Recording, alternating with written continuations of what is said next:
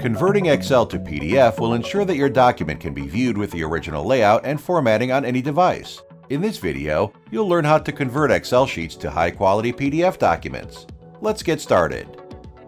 First, click Create PDF from the Startup menu and import your Excel document.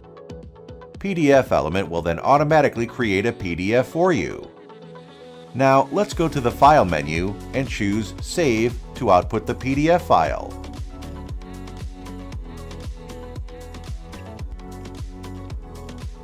After conversion, you can also use the powerful tools to edit, comment, protect, and sign the PDF documents according to your needs. Click the link in the description to try more powerful features of pdfelement for free right now. If you found this tutorial helpful, don't forget to like this video and subscribe to our channel. Thanks for watching, and see you next time!